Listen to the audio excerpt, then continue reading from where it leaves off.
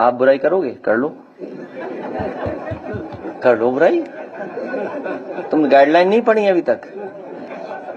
Guideline नहीं पढ़ी इन्होंने? ए भाई गाइडलाइन पढ़ ले। मेरे समझदार पत्रकार गाइडलाइन पढ़ ले। बहुत धन्यवाद। तुम पे सवाल ही खत्म है। ए तुम जाओ, उनसे पूछो आगे। बैठ जाइए साहब। मैं अपने प्रेस के साथियों का धन्यवाद देता हूं।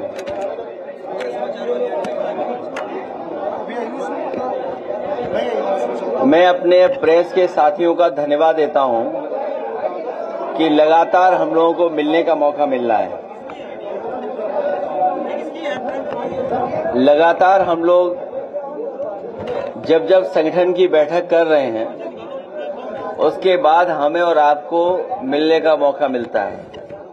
जितने भी हमारे आज छात्र सभा के समाजवादी साथी आए हैं, ये सभी साथी संकल्प लेकर के जा रहे हैं कि दूत बनकर के गांव-गांव, घर-घर जाकर के समाजवादी पार्टी के कार्यक्रम और समाजवादी पार्टी को कैसे मजबूत किया जाए, उसका संदेश घर-घर पहुंचाने का काम करेंगे। न केवल संदेश पहुंचाने का काम करेंगे, बल्कि जो सवाल इनके सामने खड़े हैं, नौकरियों का कम होना, बेरोजगारी, महंगी पढ़ाई, शिक्षा का निजीकरण, शिक्षा के क्षेत्र में बड़े पैमाने पर सरकार का हस्तक्षेप और आज के समय पर जो सम्मानजनक नौकरी रोजगार मिलना चाहिए, वो भी सरकार सम्मानजनक नौकरी रोजगार नहीं दे पा रही है। डिलीवरी बॉय बना दे रही है। जो लोग ये कहते थे कि सस्ती पढ़ाई कराएंगे, एजुकेशन को बेटर करेंगे, लेकिन निजीकरण के बहाने पढ़ाई लिखाई और रोजगार, नौकरी हमारे पीडीए परिवार से दूर करते चले जा रहे हैं।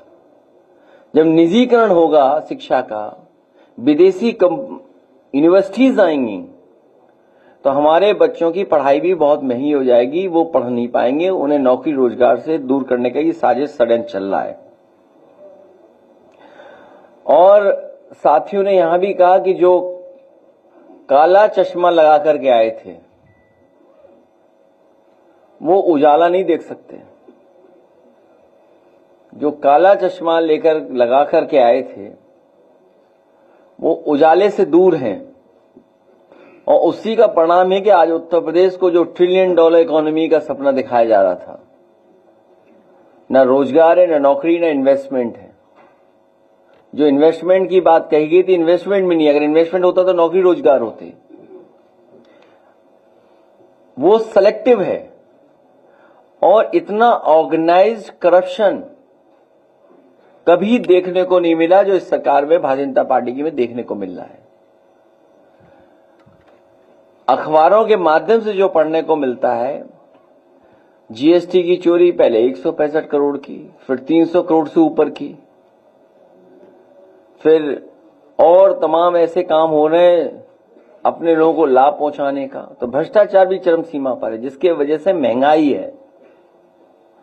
हमें उम्मीद है कि यही कार्यकर्ता सब मिलकर के गांव जाएंगे, संगठन बनाएंगे, बूथ स्तर पर काम करेंगे और समाजवादी पार्टी को आने वाले समय में आगे बढ़ा करके सरकार बनाने का काम करेंगे। जो हर पार्टी ने पहले फैसला लिया कि आतंकवाद के खिलाफ और आतंकवाद जड़ से खत्म हो, उसकी ब्रांचेस टूट जाएंगी तो फिर जड़ से आ जाएगा। इससे जड़ से समाप्त हो, हम लोग पूरी सरकार के साथ हैं। आतंकवाद खत्म हो।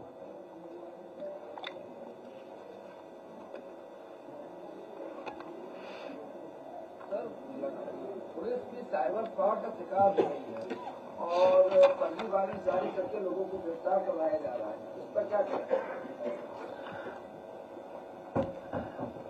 ये अनुपयोगी सरकार बनकर के आई है। अनुपयोगी और अयोग्य सरकार है।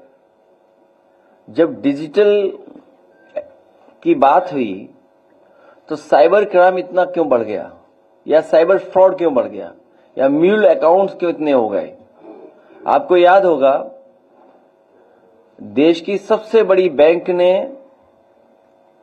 एक अखबार में ऐड दिया था जिसमें एक गधा जेल के अंदर है, और जब आपत्ति हुई उस ऐड पर, उसके बाद से वो ऐड अभी तक नहीं आया। साइबर फ्रॉड में या जो इस तरह का क्राइम हो रहा है, यूपी नंबर 1 है। सबसे ज्यादा इस तरह का फ्रॉड यूपी में हो रहा है, और सरकार हाथ पे हाथ रख करके बैठी हुई है। आए दिन लोगों से पैसा लूटा जा रहा है, कभी डॉक्टरों से, कभी आईएएस ऑफिसर से, कभी और पुलिस ऑफिसर से। कोई भी नहीं बचा पा रहा है। जो कम जानकार हैं उन पे भी हो रहा है, और जो जानकार हैं, पढ़े लिखे हैं, उनके साथ भी हो रहा है फ्रॉड, और सरकार कुछ नहीं कर पा रही। इसीलिए यूपी नंबर 1 है साइबर क्राइम में और साइबर फ्रॉड में। सर, जहां तक की शिक्षा की बात है, तो जो सरकारी स्कूल है 1 से 5 तक की, उसमें जो बच्चे हैं लगातार जो एडमिशन हो रहे हैं प्राइवेट में हो रहे हैं, लेकिन सरकार ये नहीं सुनिश्चित कर पा रही है कि जो बच्चे सरकारी में नहीं एडमिशन हो पा रहे, क्योंकि ऐसे स्कूल है जिसमें 20 से 25 बच्चे हैं। इस बार चुनाव जो होगा वो होगा चुनाव योगी बनाम प्रतियोगी। जो पढ़े लिखे लोग हैं, जो रोजगार चाहते हैं, जो शिक्षा के क्षेत्र में बदलाव चाहते हैं, गुणवत्ता के साथ शिक्षा चाहते हैं, वो सभी इस सरकार को हटाने में लगेंगे।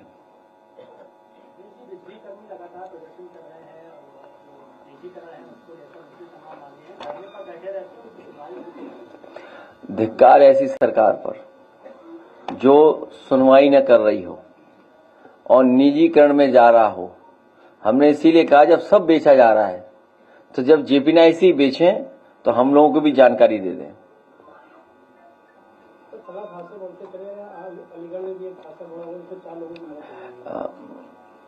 प्रतिदिन बड़ी संख्या में लोगों की जान जाती है। प्रतिदिन यूपी नंबर 1 है रोड एक्सीडेंट्स में। साउथ इंडियन जो स्टेट्स हैं उनमें से कुछ है, डेटा आता है जो डेटा कह रहा है। जो सुरक्षा को लेकर के और जो इंतजाम सरकार को करना चाहिए वो नहीं कर रही, जिसकी वजह से ये घटनाएं हो रही हैं। सरकार कई कारण बता सकती है, लेकिन सरकार की जिम्मेदारी बड़ी है कि इस तरह के रोड एक्सीडेंट्स न हो जिससे जान लोगों की न जाए। अखिलेश जी, पूर्वांचल की सबसे बड़ी और सस्ती मार्केट है वाराणसी की दाल मंडी। वहाँ 10,000 दुकानें हैं, करोड़ों का डेली का व्यापार है, लेकिन श्रद्धालुओं की परेशानी का हवाला देकर के 10,000 दुकानें खोली जा रही हैं। हमारा डेलीगेशन मिला था उनसे, लीडर ओपोजिशन मिले थे। जो विकास विनाश की ओर ले जाए हम उसके पक्ष में नहीं है, उजाड़ दे हम उसके पक्ष में नहीं है। कुछ लोगों के हाथ में ही विनाशकारी रेखा है, उनसे सावधान रहें।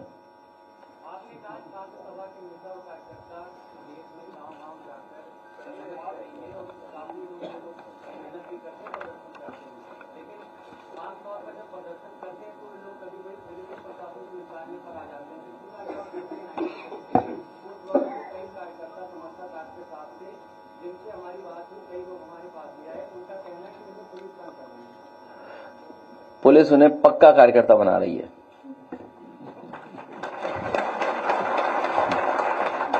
वो जीवन भर समाजवादी रहेंगे। अब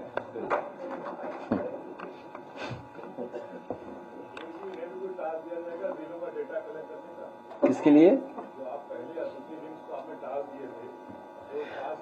वो हम लोग बैठ के तय कर लेंगे।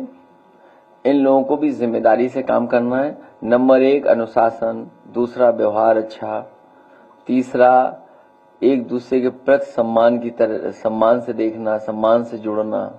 तो ये काम लगातार करते रहेंगे लोग। पीडीए की ताकत को और मजबूत करेंगे।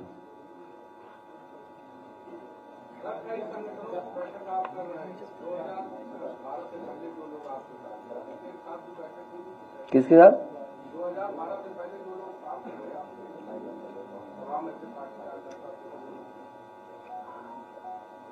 नहीं, मेरी जानकारी में नहीं है। जो जानकारी आप पर है वो मेरे पास वो जानकारी नहीं है। जो जानकारी आप पर है वो जानकारी अभी आई नहीं है हमारे पास। लेकिन सुनने में आ रहा है कि कुछ मंत्री लोग सरकार के खिलाफ बहुत बुरा भला कहेंगे चुनाव आने के पास, उसी को मैनेज करने में लगी हुई बीजेपी। पाकिस्तान और हिंदुस्तान के बीच जो बात चल रहा है, जैसे जो हमले किए गए हैं उसमें बीजेपी ने एक पोस्टर लगाया है, पुराना एक तस्वीर है उसमें, वो ये कहा गया था कि मोदी को बता देना। दूसरी तरफ एक महिला को खड़ा किया गया था, एक बोल रहा है वो तस्वीर को लेकर मैंने मोदी को बता दिया। तो क्या कहेंगे आप, लगता है कि इस समय पोस्टर लगाए जाने चाहिए? बीजेपी ने पोस्ट किया है।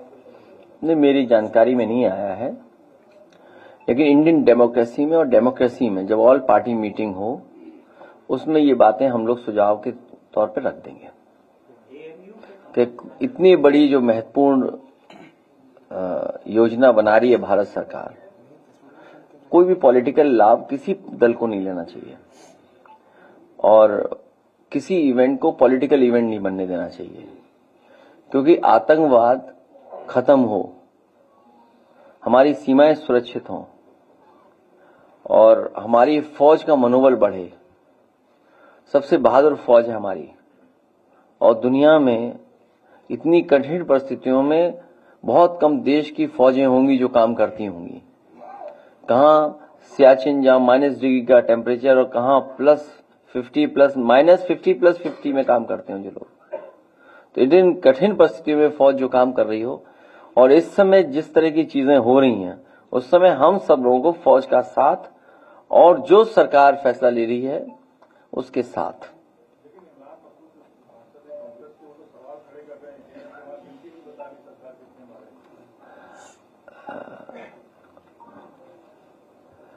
मैं फिर कहता हूं, इतने बड़े नेता नहीं है जिनका सवाल आप यहां पूछ रहे हो। अगर फोन करके आपको कहोगे हमारा पूछ लेना तो बात अलग है कि नाम हमारा आ जाए यहाँ। हमें लगा कुछ और पूछोगे, नाम जब आया तो टिकट बांट रहे हैं वो लोग तो हाँ, वही तो मैंने कहा, मैं से कुछ और पूछेंगे टिकट बांटने का। नहीं, अब बताओ कहाँ दुनिया में कि विधायक टिकट बांटने लगे आपस में। कई सरकारी अस्पताल ऐसे हैं जहाँ पे पूरी दवाइयाँ लोगों को नहीं मिल रही है और लोग लंबी लंबी लाइन लग रहे हैं। बहुत बुरा हाल है अस्पतालों का, बहुत बुरा। इलाज नहीं मिल पा रहा है, दवाइयाँ नहीं है, लंबी लाइन है, और जो बने थे अच्छे अस्पताल वो भी बर्बाद कर दिए, उनका भी इंफ्रास्ट्रक्चर खराब कर दिया है। और केवल सूचना एक जगह से नहीं आ रही है, पूरे प्रदेश भर के अस्पतालों में हालत ऐसी है, कहीं दवाई, इलाज और गरीब की कोई मदद नहीं हो पा रही है। याद होगा जब मैं पहली बार गया था इसमें, अभी हाल ही में कैंसर रिसर्च इंस्टीट्यूट में, जब मैं कैंसर रिसर्च इंस्टीट्यूट में गया तो सबसे पहले पेशेंट से जिससे मिलने का मुझे मौका मिला वो गोरखपुर के लोग थे। उस परिवार से जब बात हुई तो वो अपनी बेटी को लेकर के आए थे और इलाज के लिए वो यहाँ आए थे लखनऊ में कैंसर रिसर्च इंस्टीट्यूट में। जो इलाज उनका है वो यहाँ पर हो रहा था। अब आप इसी से कल्पना कर सकते हैं कि मुख्यमंत्री जी के क्षेत्र से लोगों को इलाज के लिए लखनऊ आना पड़ रहा है, और जब हर दिन वो जनता दरबार लगता है, बहुत कम मुख्यमंत्री होंगे जिन्होंने अपने गृह जनपद पे दरबार लगवाए हों, और जिसमें सबसे ज्यादा दरबार लगाए हों वो सबसे बड़ा वीआईपी जिला होगा। अगर वीआईपी के मानक हो तो हम तो यही मानक मानेंगे कि जिस जिले में सबसे ज्यादा किसी मुख्यमंत्री ने जनता दरबार लगवाया हो वो सबसे वीआईपी जिला है। और उस वीआईपी जिले में जहां पर मेडिकल कॉलेज हैं और अस्पताल हैं, एम्स है, वहां पर गरीब को इलाज नहीं मिल रहा। सोचिए आप, एम्स होने के बाद इलाज नहीं, फिर एम्स क्यों बनवाया?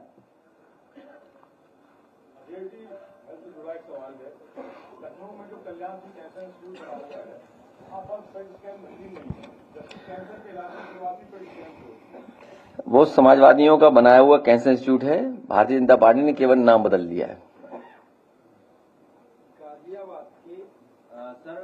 और जितना उसको बन जाना चाहिए था वो नहीं बनने दिया। और उसके पीछे अगर आप जाएंगे तो सुनने में आया है कि जो मेडिकल यूनिवर्सिटी बनी है वो एडमिनिस्ट्रेटिव यूनिवर्सिटी है, मेडिकल कॉलेज नहीं है वो, जिसका शिलान्यास प्रधानमंत्री जी ने लोक भवन के सामने किया था। हालांकि वो बटेश्वर में बनना चाहिए था, बटेश्वर में नहीं बना, वो बना समाजवादी लोगों के जो इंफ्रास्ट्रक्चर का प्रोजेक्ट बन रहा था उसकी बची हुई जमीन को बदल करके नक्शे पर उन्होंने वो मेडिकल यूनिवर्सिटी बनाई, अटल बिहारी वाजपेयी मेडिकल यूनिवर्सिटी। वो एडमिनिस्ट्रेटिव यूनिवर्सिटी है, वहां मेडिकल कॉलेज नहीं है। मेडिकल यूनिवर्सिटी तो बस इलाज नहीं हो रहा वहां।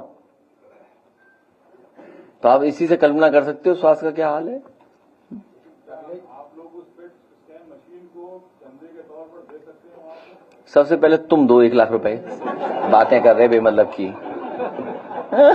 जेब में नहीं पैसा, 2 रुपए बोले चंदा दे दो सब लोग। ये क्या बात हुई? चलो 1 लाख दो तुम, हम देंगे 2 लाख सब लोग मिलकर के। अरे भाई हम कह रहे सरकार बदलो। मेडिकल वाला लगाइए, वो एड लगाइए, दिखाओ इनको, दिखाइए मेडिकल वाला एड। अरे चाहे जितने किया है तो हमारी जिम्मेदारी थोड़ी है, वो तो सरकार की जिम्मेदारी है। अच्छा बताओ, सरकार गमले लगा रही करोड़ों रुपए के, हाँ बहुत से ऐसे खर्चे हैं सरकार कर रही है। होर्डिंग लगा रही है, होर्डिंग का तो खैर करप्शन है, वो तो जानते होगे आप भी। वो तो लगती 10 है, बिल होते हैं 100 का है। नहीं, देखिए बिल 100 का, लगती 1। अब आप हिसाब लगा लो उसी से। एड आया, लाइट बंद करो, एड दिखाइए। खुद ही बीमार लग रहा है, न डॉक्टर है, न दवाई, न सुई, न जांच है। सुबह से दोपहर। भैया डॉक्टर कब आएगा? लगता है सरकार बदलेगी तभी डॉक्टर आएगा। सरकार की गरीबों की मदद करने वाली सरकार वापस आएंगे और सबको सेहत बनाएंगे। जिनका काम आज भी है, 27 में बनाएंगे उनकी सरकार। अपना भविष्य खुद बनाएंगे, किसी के बहकावे में नहीं आएंगे, सबको समझाएंगे। एकजुट होकर 27 में अपनी सरकार बनाएंगे, मतलब पीडीए सरकार लाएंगे। अपनी सरकार बनाएंगे, अपनी सरकार बनाएंगे। ये पत्रकार समझ नहीं पाए, दोबारा दिखाओ इन्हें, दोबारा नहीं समझ पाए, एड कहां समझ पाए। ये अस्पताल तो हमें खुद ही बीमार लग रहा है, न डॉक्टर है, न दवाई, न सुई, न जांच है। सुबह से दोपहर। भैया डॉक्टर कब आएगा? लगता है सरकार बदलेगी तभी डॉक्टर आएगा। सरकार का इलाज नहीं करना ही होगा। इस बार हम गरीबों की मदद करने वाली सरकार वापस आएंगे और सबको सेहत बनाएंगे। जिनका काम आज भी है, 27 में बनाएंगे उनकी सरकार। अपना भविष्य खुद बनाएंगे, किसी के बहकावे में नहीं आएंगे, सबको समझाएंगे। एकजुट होकर 27 में अपनी सरकार बनाएंगे, मतलब पीडीए सरकार लाएंगे। अपनी सरकार बनाएंगे, अपनी सरकार बनाएंगे।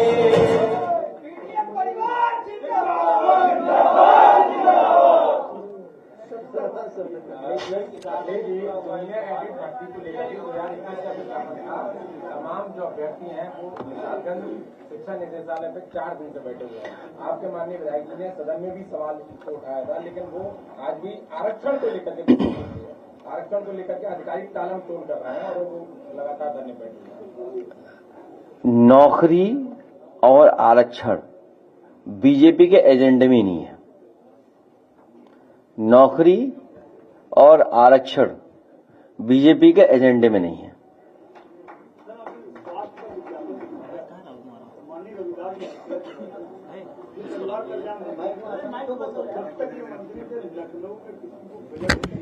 जनता से दान कराते हॉस्पिटलों को दिया करते थे, सामने मुझे कहना चाहिए रविदास मल्होत्रा जी जब मंत्री नहीं है, बहुत माना, जनता से दान कराया। आपकी बात मैंने मान ली, रविदास जी आने वाले समय मंत्री बनेंगे। भाई बात मान ली आपकी, अभी तो बना ही नहीं सकते, अभी तो हटाना है हमें। रविदास जी ठीक है, कहाँ हो, सुन लिया, ठीक है। हाँ हाँ, उन्हें क्या परेशानी है, उन्हें क्यों गर्मी लग रही है भाई? इंडोर बैठक क्यों नहीं करें हम? उनकी कहाँ हो रही है बैठक? धूप में? उनकी बैठकें कहाँ हो रही हैं? ऐसा है, आपको पता होगा, एक यहां से भगाए गए थे उनके प्रभारी, वो डर के दोबारा उन्हें बुला लिया गया है। वो भी इंडोर कर रहे हैं मीटिंग, नहीं कर रहे इंडोर? अरे लो, तुम्हें नहीं पता? इतना अनुभव है तुम्हें, चेहरे से दिख रहा बहुत अनुभव है। अब आप सोचो, पता करना, इंडोर मीटिंग हो रही हैं, 1 नेशन 1 इलेक्शन। वो क्या दोपहर में कर रहे हैं, धूप में कर रहे हैं, या कपड़े उतारे कर रहे हैं बाहर गर्मी में? ये कोई बात हुई? मतलब कोई इशू है ये? कोई क्या हम इंडोर मीटिंग कर रहे हैं? अरे भाई इंडोर मीटिंग है तो इंडोर, हमारे पास ऑडिटोरियम, हम इंडोर कर रहे हैं, ये क्या बात हुई? अच्छा तुम क्या धूप में बैठ लोगे? चलो अगली बार चौधरी साहब, अगली प्रेस दोपहर में बाहर होगी। बिल्कुल, हम लोग सोना बात लेंगे उसके साथ। सोना बात के साथ नहीं, सबकी जगह नहीं है ना, हम सब लोग बैठेंगे ना सोना बात में। नहीं, कौन कह रहा है ये कि हमारी इंडोर बैठक हो रही? कौन नेता कह रहा है उनका? कौन है? कौन है नेता उनका कह रहा है? नाम नहीं पता मुझे। नहीं, नाम बता दो ना, तो हम और कुछ भी कह देंगे। नहीं कुछ नहीं, इंडोर तो इसलिए कि हमारे पास इंफ्रास्ट्रक्चर है, और अच्छा बनाएंगे इंफ्रास्ट्रक्चर। यही तो हम चाहते हैं कि इंफ्रास्ट्रक्चर अच्छा हो प्रदेश का। देखिए, अगर जेपीएनआईसी का ऑडिटोरियम चल गया होता, जो ऑडिटोरियम हम लोगों ने बनाया, देश का one of the best auditorium था वो, आपको विज्ञान भवन से भी अच्छा मिल गया था। भारतीय जनता पार्टी के लोग जलस लोग हैं, किसी भी अच्छे काम को पसंद नहीं कर सकते। रिवर फ्रंट देश का एग्जेम्पलरी काम है ये गोमती रिवर फ्रंट, और आपका बंद कर दिया, नहीं बनने दे रहे हैं। मैं उस दिन अखबार में पढ़ रहा था साबरमती का कि 50 किलोमीटर का और वहां कर रहे हैं, अपना बना रहे 50 किलोमीटर और हमारे अनुपयोगी मुख्यमंत्री इसको बंद कर दे रहे हैं। जेपीएनआईसी पे ही अब आया है कि एनडीए 8 वर्षों बाद जेपीएनआईसी को फिर से खोलने जा रहा है। मैंने आपसे निवेदन किया है, आपके माध्यम से सरकार तक बात पहुंच जाए कि जिस तरीके से उन्होंने बहुत से सरकार के एसेट्स को बेचा है, इसको अगर बेचेंगे तो हम समाजवादी लोग मिलकर के चंदा लेकर के इसको खुद खरीद लेंगे। हम लोगों ने, क्योंकि इसके साथ हमारा आइडियोलॉजिकल जो इमोशनल अटैचमेंट है वो बड़ा है, जिसको नेताजी ने शुरू किया हो, शिलान्यास किया हो, और उस समय बहुत से देश के बड़े लीडर्स आए थे, और आज भी लोहिया पार्क वही है, उसी का हिस्सा कट करके जेपीएनआईसी बना है। लोहिया पार्क में आप खुद मुझसे बेहतर जानते होंगे, कोई आईएएस ऐसा नहीं जो वहां न टहलता हो। जो हम लोगों पे अन्याय करता है आईएएस, वो भी वहीं घूमता है। वहां के पेड़ पौधे देख रहे हैं कि कौन है ऐसा। और आज भी सबसे अच्छी क्वालिटी का प्लांटेशन आपको लोहिया पार्क में मिलेगा या जनरल पार्क में मिलेगा। अखिलेश जी, एएमयू की जमीन पर नगर निगम ने अपना बोर्ड लगा दिया है, और वहां की जो जमीन का विवाद है वो आपके लिए जब देश पूरा एक है और पाकिस्तान से खतरा पैदा हो रहा है, आतंकवाद से खतरा पैदा है, उस समय सरकार को कोई अन्याय का काम नहीं करना चाहिए, अननेसेसरी काम नहीं करना चाहिए।